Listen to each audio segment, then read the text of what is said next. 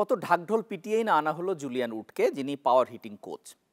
তার মাধ্যমে velocity bat, যেটা একটা বিশেষ ধরনের ব্যাট, পাওয়ার হিটিংয়ে কাজে লাগে, যাতে ব্যাটাররা সেইটার সুইংটা ঠিকমতো প্র্যাকটিস করতে পারেন এবং বলগুলোকে ছক্কা পরিণত করতে পারেন।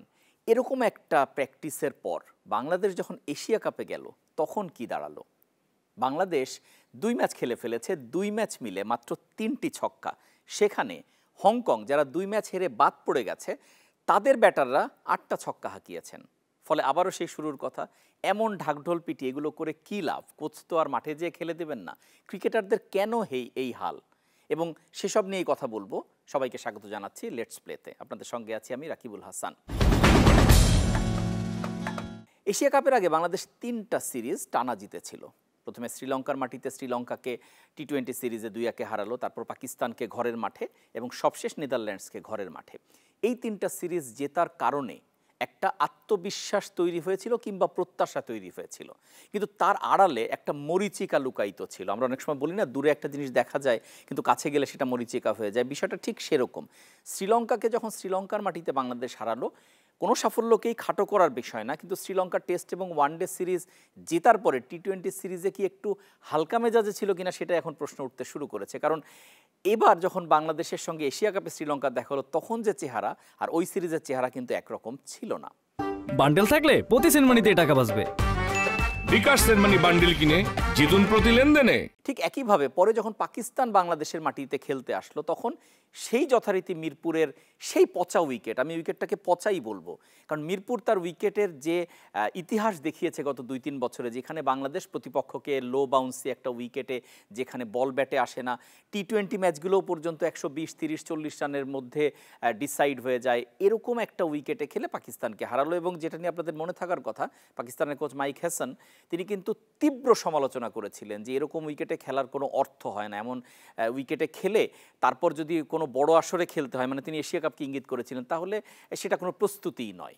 কিন্তু বাংলাদেশ সিরিজ জিতেছিল, আত্মতুষ্টি জায়গা ছিল সেখানেই, তাও মানে একটা মানা যায়। এরপরে যখন নেদারল্যান্ডসের সঙ্গে বাংলাদেশ সিলেটে খেললো এবং যেখানে বড় রানের খেলা হবে, উইকেট মিরপুরের চেয়ে অনেক বেটার, এরকম একটা জায়গায় যে বাংলাদেশ টস জিততেই থাকলো এবং আগে বোলিং নিতেই থাকলো। কোনো সন্দেহ নেই যে প্রথম ম্যাচটা যখন টস জিতলো, আচ্ছা আমি একটা বোলিং নিয়েছি, ম্যাচ জিতেছি পরে চেস করে, তাহলে পরের ম্যাচ যখন জিতলাম তখন তো আমি এশিয়া কাপের জন্য চিন্তা করে হলেও আগে ব্যাটিং নিব, কারণ আমার স্ট্রেংথটা দেখা দরকার যে আমার ব্যাটাররা কেমন করেন, একটা ব্যাটিং উইকেটে কত রান করতে পারেন। কিন্তু সেটা না করে বাংলাদেশ নেদারল্যান্ডসকে সিরিজ হারানোর একটা নেশায় পেয়ে বসলো এবং সেই সূত্র ধরে বাংলাদেশ 3টা সিরিজ জিতলো। কিন্তু লাভের লাভটা কি হলো? লাভের লাভ তো হলো না। এশিয়া কাপে যখন বাংলাদেশ গেল, হংকংয়ের সঙ্গে প্রথম ম্যাচ একদম কি বলবো, মানে যে ম্যাচে জয়ের ওই 2 পয়েন্ট ছাড়া আর কোনো ভ্যালু নেই।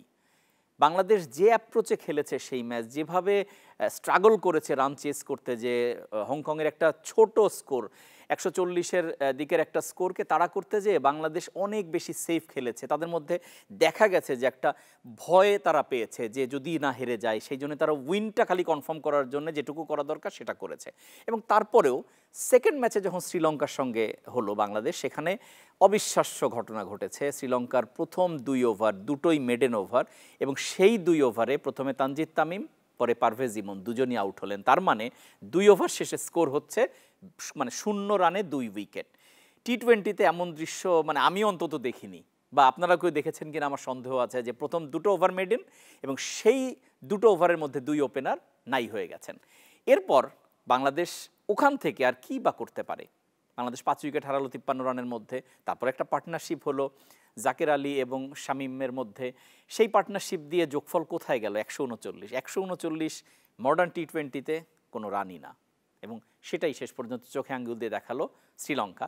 এবং এখানেও সেই ইন্টারেস্টিং ব্যাপারটা, যেখানে বাংলাদেশের সঙ্গে অন্য দলগুলোর একটা ব্যবধান। শ্রীলঙ্কা যখন এই রানটা চেস করলো, তখন তারা 14.4 ওভারে চেস করেছে, মানে তাদের হাতে আরও 32 বল বাকি ছিল। এখন আপনি ক্যালকুলেট করে দেখেন, যদি এই ম্যাচে তারা মানে 20 ওভার ব্যাট করতো, মানে ওই 32 বল যদি কাজে লাগাতো, তাহলে 32 বলে আরও 50-60 রান অবলীলায় আসার কথা। যদি সেটা হয় তাহলে তাদের রান কিন্তু 200 হয় বা 200-র কাছাকাছি হয়। ফলে তারা কিন্তু অন্য একটা ম্যাচের চিন্তা করেও তাদের অ্যাপ্রোচ ঠিক রেখেছে। ঠিক এই জায়গাটাতে বাংলাদেশ কখনো ভবিষ্যতের কথা ভাবে না।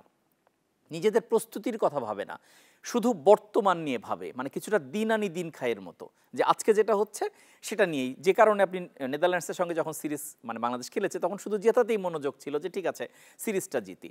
ফলে এভাবে খেললে মানে বৈশ্বিক আসরে টিকে থাকা সম্ভব না, সেটা বাংলাদেশ বারবার দেখছে। হাজারো সিরিজ জিতে, হাজারো আত্মবিশ্বাস নিয়ে যেও বিশ্বকাপ কিংবা এশীয় কাপ, টি-20 বিশ্বকাপ সব জায়গায় যে বাংলাদেশ মুখ থুবড়ে পড়ছে। ফলে এভাবে আর কতদিন, মানে আমি ঠিক হিসাব করে খুঁজে পাই না যেভাবে আর কতদিন। এবং শেষ পর্যন্ত মনে হয় যে ক্রিকেট একসময় ছিল দ্বিপাক্ষিক সিরিজের খেলা। যখন 4 বছর পর পর ওয়ানডে বিশ্বকাপটা হতো, মানে সবাই অপেক্ষায় থাকতো কবে বিশ্বকাপ হবে, এর বাইরে এক দেশ আর এক দেশে সফর করতো, সেই দেশ আবার রিটার্ন সফর করতে আসতো। সেই সফরগুলোতে টেস্ট ম্যাচ হতো, ওয়ানডে ম্যাচ হতো, পরবর্তীতে যখন টি-20 আসলো সেগুলো হতো। এই যে দ্বিপাক্ষিক সিরিজ, এখানেই আটকে ছিল ক্রিকেট, এবং সেখানে কিন্তু বাংলাদেশ একটা ভালো শক্তি দিনে দিনে হয়ে উঠেছে। বাংলাদেশ দ্বিপাক্ষিক সিরিজে এখন ভালোই করে, কিন্তু ক্রিকেট যে সেখান থেকে আরেক ধাপ এগিয়ে এখন বৈশ্বিক আসর হয় অনেক।